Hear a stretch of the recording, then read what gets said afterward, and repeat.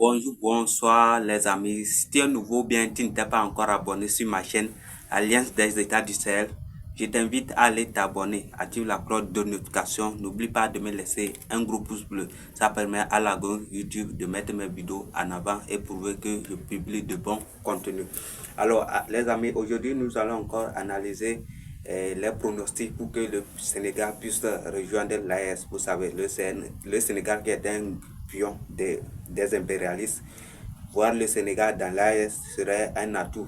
Ça serait vraiment un atout. Ça serait un coup fatal aux impérialistes. Donc, à travers cette vidéo, nous allons voir. Après cette vidéo, vous serez capable de voir est-ce que c'est possible qu'on puisse voir le Sénégal dans l'AES. Donc, je vous invite massivement à partager la vidéo et à donner vos avis dans les commentaires. Est-ce que c'est possible que le Sénégal puisse rejoindre l'AES? Merci. La CEDEAO a très mal géré ces considérations. Et si c'était notre régime qui était au pouvoir, à l'époque où ça se faisait, nous aurions fermement posé notre veto et il n'y aurait jamais eu d'embargo contre le Mali venant du Sénégal. Nous avions dénoncé. Il leur dit, l'AES n'est pas mise en place contre la CEDEAO. Nous sommes tous des pays souverains. Nous nous respectons, nous devons nous respecter dans nos choix souverains. Et nous respectons le Mali dans ses choix. Nous respectons le Burkina dans ses choix. Nous respectons tout le monde, des choix que nous comprenons, puisqu'on a toujours dit, et je l'ai rappelé bien après avoir été Premier ministre, que beaucoup d'erreurs ont été commises par les chefs d'État de la CEDEAO et que souvent on s'est intéressé beaucoup plus aux symptômes qu'aux causes réelles qui nous ont conduits à cela.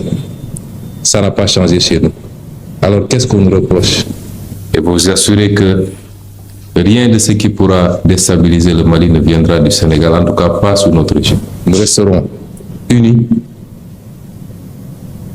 conformément aux réalités géographiques, historiques, économiques, sociales, sociétales même, qui nous imposent d'être deux pays très unis et de continuer à coopérer dans tous les plans. Et ça, Monsieur le Premier ministre, l'opinion pense que de plus en plus vous changez le discours vis-à-vis des pays de l'AES. Est-ce que vous maintenez votre discours panafricaniste? vous savez, il y a quelque chose que nous devons éviter.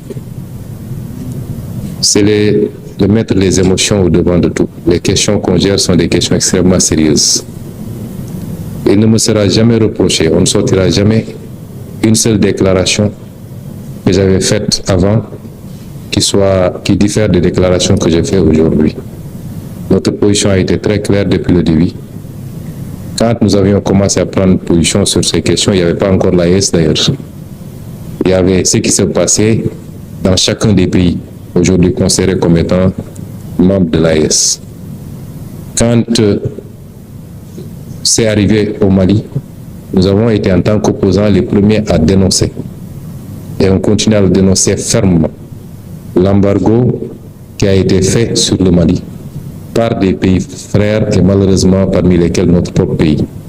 Je l'avais au nom de mon parti dénoncé, je continue à le dénoncer et comme je l'ai dit, sous notre régime, ces genres de pratiques ne pourront jamais prospérer et personne ne passera par le Sénégal pour soit déstabiliser le Mali ou aucun autre pays frère ou alors lui imposer des sanctions de cette nature. Cela n'a pas changé, ça ne changera pas. Quand il a été question d'une intervention au Niger, ma position a été très claire. De ma cellule de prison, j'avais fait une publication pour dénoncer cela et mettre en garde les chefs d'État de la CEDEAO. Cela n'a pas changé aujourd'hui.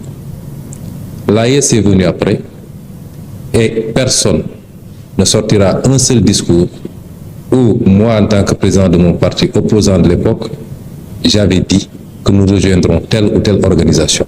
Il faut arrêter ces amalgames. Nous n'avons jamais pris position pour dire que le Sénégal va rejoindre telle organisation ou telle autre. Ça, c'est la première chose. Nous sommes tous des pays souverains. Nous nous respectons. Nous devons nous respecter dans nos choix souverains. Et nous respectons le Mali dans ses choix. Nous respectons le Burkina dans ses choix. Nous respectons tout le monde, des choix que nous comprenons, puisqu'on a toujours dit, et je l'ai rappelé bien après avoir été Premier ministre, que beaucoup d'erreurs ont été commises par les chefs d'État de la CEDEAO et que souvent on s'est intéressé beaucoup plus aux symptômes qu'aux causes réelles qui nous ont conduits à cela. Ça n'a pas changé chez nous. Alors qu'est-ce qu'on nous reproche? D'avoir ou d'être en train de travailler pour continuer à réunir la famille. Depuis quand on peut reprocher à un panafricaniste de faire tout pour qu'on reste dans des cadres solides plutôt que de nous diviser? C'est ça là qu'on nous reproche. Et donc ça veut dire qu'on a changé. Et je l'ai dit, quel que soit l'aboutissement ou le choix qui a été fait, cela ne changera absolument rien dans nos relations avec chacun des pays et les cadres qui seront mis en place. Au contraire, ça pourrait même les renforcer. Il faut que nous mettions les émotions de côté et que nous travaillions sur la base de préoccupations concrètes. Si on se dit panafricaniste, tout panafricaniste doit avoir comme seul et unique objectif de réunir les Africains au-delà de nos divergences. Je l'ai dit tout à l'heure avec le Premier ministre, les Européens se sont fait des guerres mondiales qui ont coûté des millions de vies et ils se sont retrouvés après. Donc, quelles que soient nos divergences, essayons, comme nos aïeux l'avaient fait pour créer l'Empire du Mali qui s'étendait d'ici au Sénégal, au Ghana et partout, nous ne pouvons pas faire moins qu'eux. Et c'est ça notre préoccupation. Mais si un pays souverain comme le Mali considère que les erreurs qui ont été commises justifient de sa part qu'il quitte, nous respectons cette souveraineté et cela ne changera absolument rien dans nos relations qui sont des relations séculaires et fraternelles. Vous partez avec quel message du président Assimi Goïta aujourd'hui? Le président a été très ouvert. On a eu une discussion très franche, très fraternelle. Et j'apprécie bien toutes les recommandations qu'il a eu à formuler parce qu'il souhaite le bien du Sénégal, qui est un pays frère. Donc, les alertes sur ce phénomène de terrorisme et son évolution, les recommandations qu'il a données, et surtout, on est sur la même longueur d'onde qu'entre le Sénégal et le Mali. Les considérations externes, exogènes à cette relation ne peuvent pas impacter cette relation. Nous resterons unis,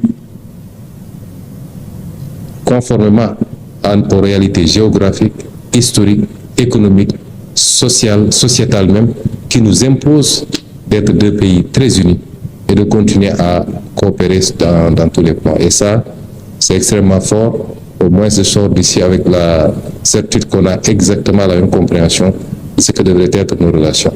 Car je le remercie très fort et je remercie tout le peuple malien.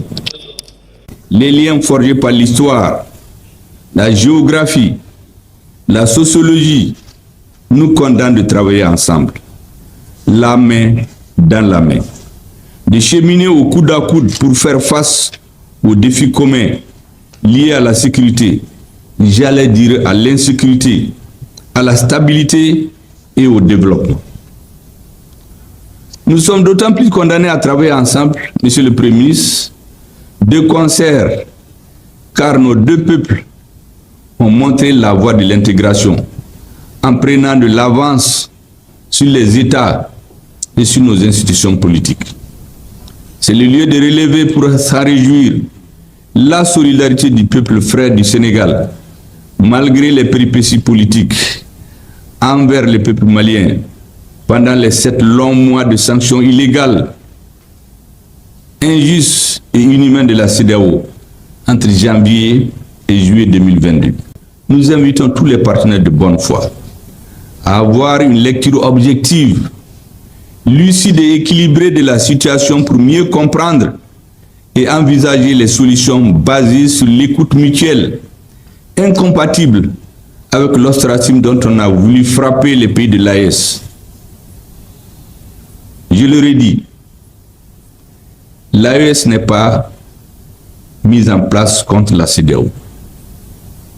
Elle est une alternative crédible à l'intégration sous-régionale. L'AES n'est pas le bourreau, elle est la victime. L'AES est engagée dans un combat de survie de ses États membres et de ses nations, pas des régimes politiques, comme certains tentent de le faire croire avec malice. Donc c'est un honneur et un plaisir d'être là pour pouvoir renouveler notre attachement à cette terre malienne, présenter nos salutations, mais également nous solidariser avec le peuple malien pour cette lutte qu'il mène, une lutte légitime pour sa souveraineté, mais une lutte également contre ce phénomène très lâche qu'on appelle le terrorisme. Et vous assurez que rien de ce qui pourra déstabiliser le Mali ne viendra du Sénégal, en tout cas pas sous notre régime. La CEDEAO a très mal géré ces considérations. Et si c'était notre régime qui était au pouvoir à l'époque où ça se faisait, nous aurions fermement posé notre veto et il n'y aurait jamais eu d'embargo contre le Mali venant du Sénégal. Nous avions